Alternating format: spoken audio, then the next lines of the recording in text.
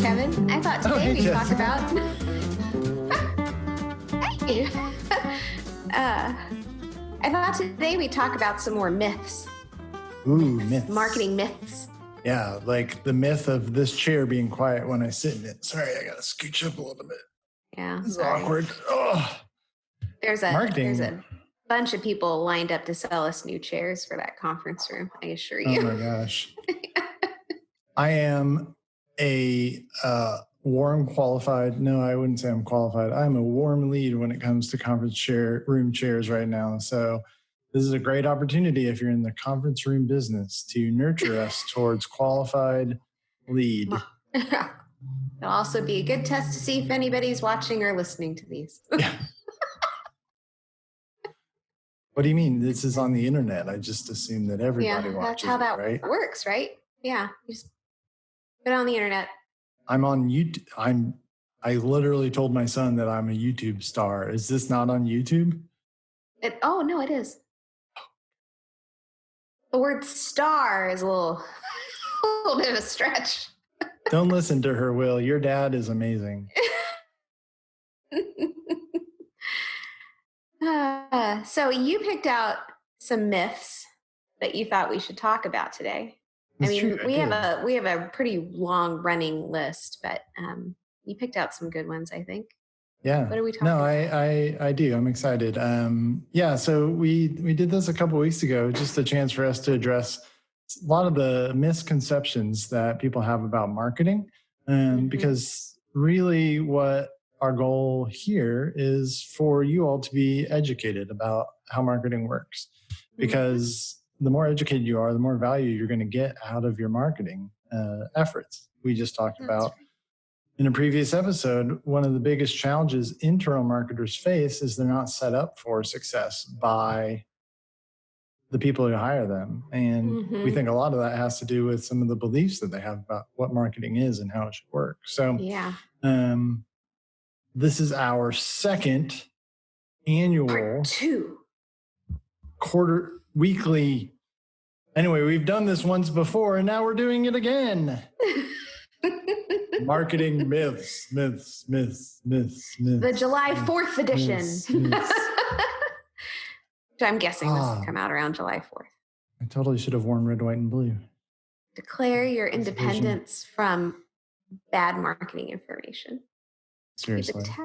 It's the go-to. Declare your man, I feel like I'd say we were off the rails, but I'm not sure we ever really got on them for this episode. Let's get on them. Let's get back on. We're live? Anyway. We're recording. Let's do this. So one of the things that we hear a lot is we use social media to market the business. We don't really need a website. Jessica, what do you think when you hear that? God. So many thoughts. So many. But the first one is that you don't own any of the content you put out on social media. That's probably the biggest issue. And I hear it less than I used to. When this agency first started and we worked with a lot of micro businesses and mom and pop shops, that was their default, was just keep Facebook up to date. Let's not worry about the website. And then it really bit them in the butt. Right when Facebook went public, they changed how they monetized, right? And all of the content that was getting attention on Facebook for free just down the toilet. And some of these businesses lost everything overnight because Facebook changed their algorithm. So one, you put too much dependency on a large corporate entity to decide what content gets in front of people. Two, you don't own it. So once you put it out on Facebook, it's gone. You know, you might see it in a Facebook ad someday on TV and be like, why did they show my picture? It's because you gave up the rights to that content, right? Yeah. So you don't own it. And you have no control over how it's being shown. And it's not your brand. You're actually just helping Facebook, you know. I think it's a great channel, but it's not the hub of where you should be driving traffic to. Yeah. So when you've got a website, it's yours. You do have to host it somewhere, but that host doesn't own your content. It's your content when it's your website. Yeah. It's your brand, and you can control the experience and what content people see when they get there. And so, gotta really, if you're still thinking that social media is your hub and you're driving traffic to Facebook, you need to break it up. The website's the hub. Facebook, Instagram are all different ways to get people to the website Yeah. where you're controlling the experience. I think about it like a shopping mall. Now, kids, a shopping mall is this thing that we used to have in the past where stores would go into a large building and then people would go there and spend time hanging out and then go to different shops and things like that. Anyway, Mhm. it's imagine if Amazon were a building. But imagine being at a shopping mall and standing out front being like, hey, those are, that's a really great, jacket you got. I think it'd go really great with this jewelry that I sell. And be like, oh, thanks. I really like that piece. Where's your store? And be like, 2 blocks over. Yeah. Like, what do you mean? It's like, well, no, we're not actually in this mall. Well, Where are you? so why are you here? Oh, because Right. everybody's here. And if you don't have a plan for them to actually go somewhere that's your hosted storefront, whether you're a retail store or a service store, then you're totally at the whims of the shopping mall, which could come along and the mall security guy would roll up on his Segway scooter and kick you out. I mean, yeah, that's a good one. I was gonna say, I think this applies to businesses that do have a website that haven't updated it in 10, 15 years because they get business however way they think they get business. I guarantee you people still look at that website and they're giving you business despite your 10-year-old website, which imagine how much better your business would be if you had a more up-to-date hub for all your marketing efforts. Yeah, it's hard because I don't think people think about it in terms of the friction. But earlier we talked about customer effort, and just it's the biggest correlation to the foundation of a customer's relationship with you, right? Yeah. Whether they're going to buy from you, whether they're going to be satisfied, whether they're going to be advocates for your brand, and every little thing that makes them pause and think or makes them try and figure out what they're supposed to do next. Yes, that seems unfair to have to do all of the work for the customer, but at the same time, like, they are busy. They have a need that you are uniquely situated to solve. Why wouldn't you do everything in your power to make it as easy for them as possible? That's right. I can think of a lot of examples when I've gone to, instinct is Google website, look for information. Yeah. When that fails, I'm either going to give up, or if I'm really, really care, then I might go find them on social media and see if they've posted something there that answers my question. Yeah. If you want to make it a better experience, you have an up-to-date website where you're putting information out regularly and people can just find it by Googling it or just going straight to the site and having a clearly marked page that says, here's the answer you were looking for. Yeah, seriously. Like, it makes such a big difference in how I feel about that brand. This feels like a little bit of a non sequitur, but you mentioned this, and before we move on, I want to bring this up because I think it's a really good point. One of the biggest challenges of social media is that you don't own or control the content. We actually believe so strongly in that. One of the things I love when I started in this company is we're unique as an agency in that everything we develop, you own that intellectual property, because we believe our job is to help take your inputs and create the right system, right content for you. But we would never want to be in a position where we would hold that value back from you. And so part of that's our commitment to you is we're committed to your growth. We're not going to throw friction into the process by being like, well, we designed that logo, so technically it's ours.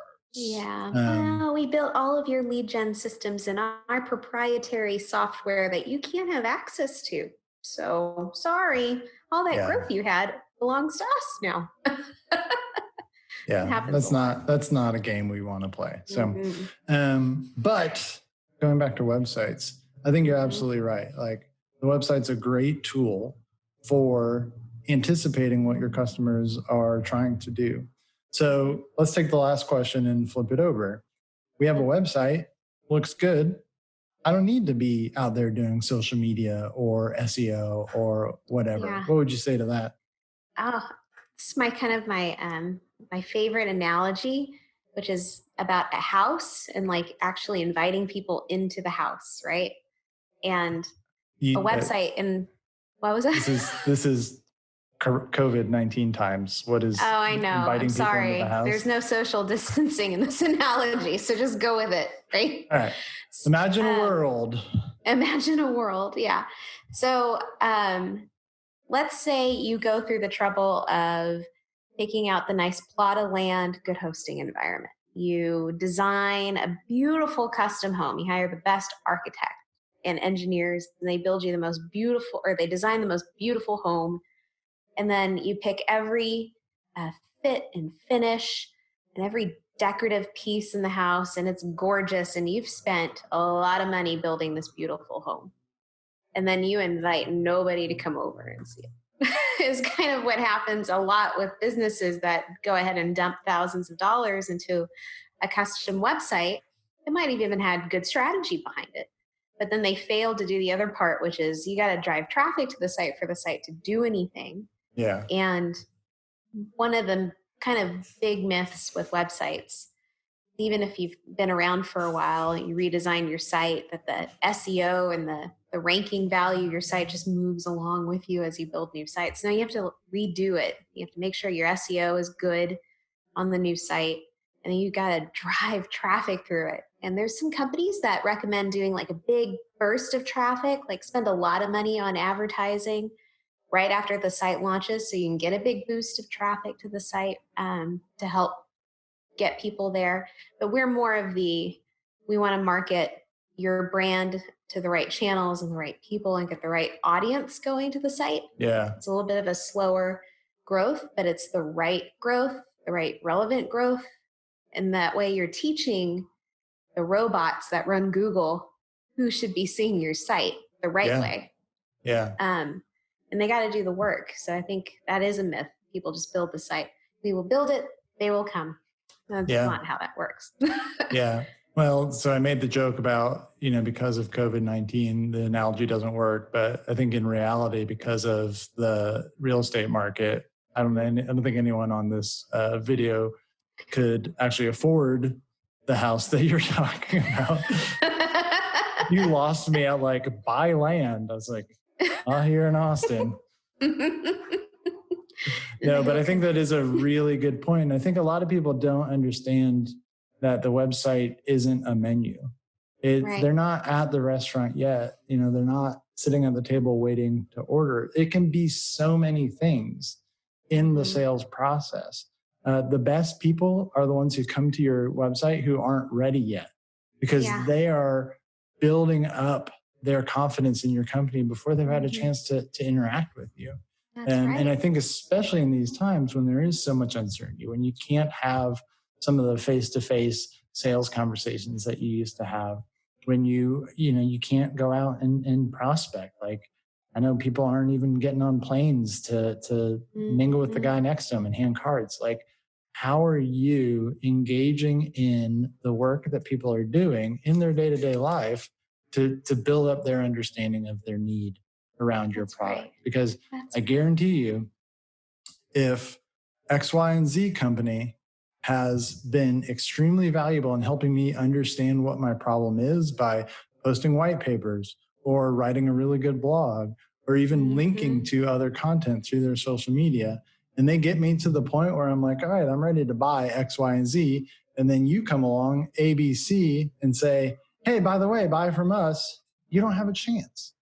You don't have a chance. You've lost the sale before it even became a sale.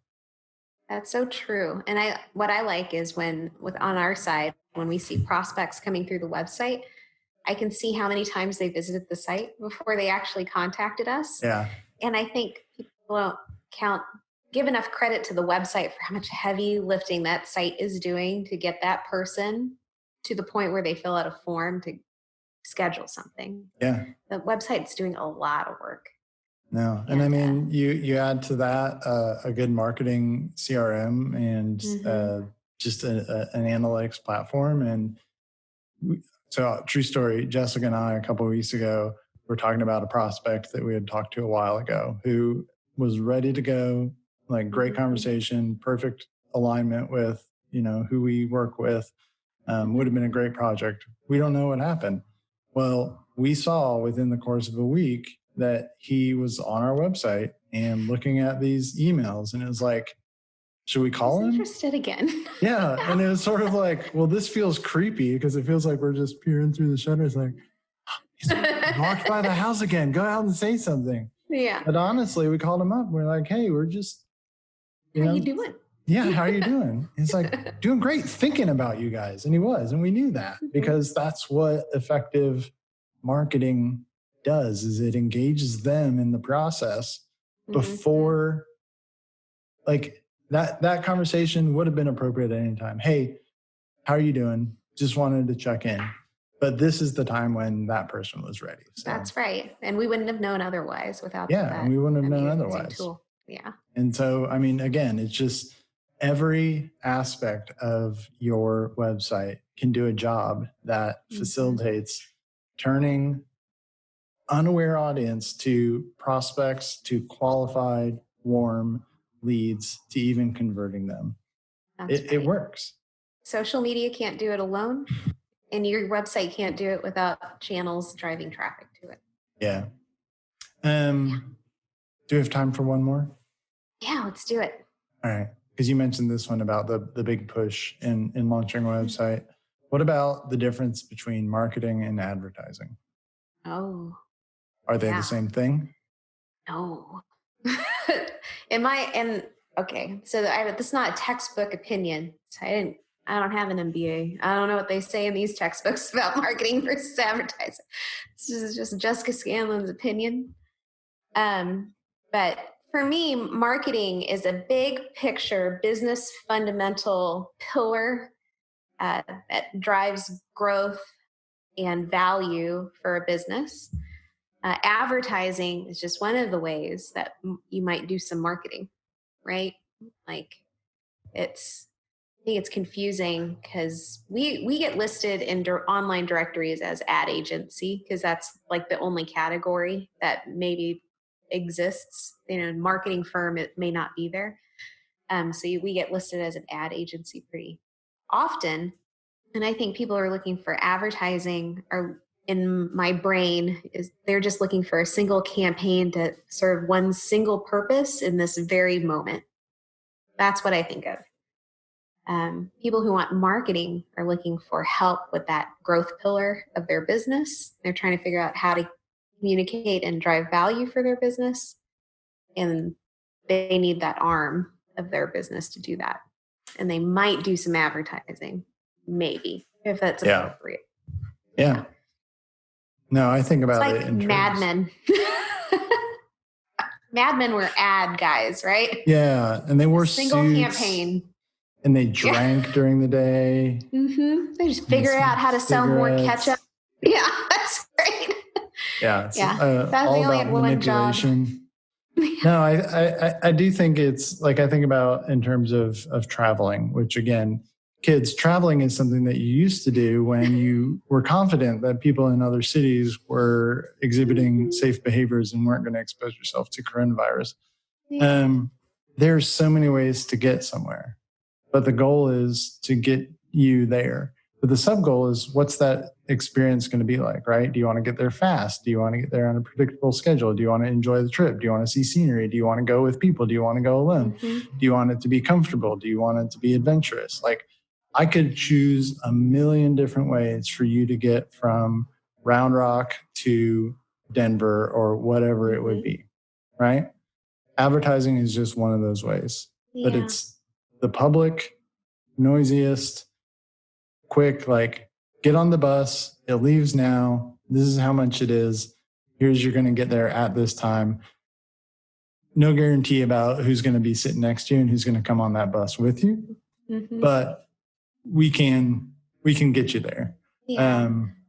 And so I would agree that I think marketing is alignment, right? They're both about connecting with the audience and trying to engage in behavior, move them, transform them from not a customer into customer. But I think marketing is about alignment with the right goals, the right audience, through the right tactics, the right messaging. And advertisement can definitely fit within that. We do advertisement. But again, without that connection to what job is marketing trying to do for our company, you just end up with a lot of risk of poor investment, risk of mistimed messaging, risk of not really converting, not really seeing a return on what you do. So I think there's also a distinction, and somewhat related, but I think it'll come up. What is the difference between a marketing firm and an advertising agency?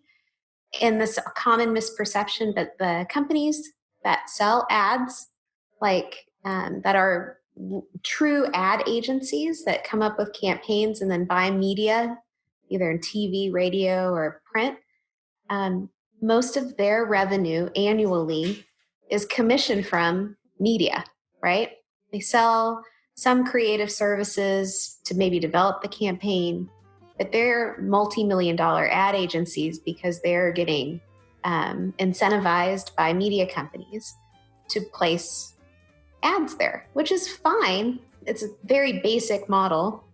And it's been that way for a long time. I mean, that's why it's called an agency. It's middleman, right? But a marketing firm, which we use the term agency too, because we are agents of getting stuff put places when we need to or getting stuff done. But we charge based on services, right? Strategic services, marketing services. We don't make commission off of ads like an ad agency would. There's a distinction too when you go out shopping for marketing versus ads, right? Yeah. Are they trying to sell you your budget, your content to the media company? I think that's a good distinction. That's right. Yeah. So here's our promise to you. We won't hold you back. We won't hold on to your content, and we won't sell you. We are here to serve you and to make you, I can't even, I heard on the radio today that people who have romantic involvement in their life live 48% longer than those who don't. And of course, I know nothing about the study, so I'm like super skeptical of it. But anyway, I was just trying to help all of the people listening to this by adding a little romance to it, because this is the Valentine's episode, right? I wasn't really sure where you're going with this. I don't know. I got nothing.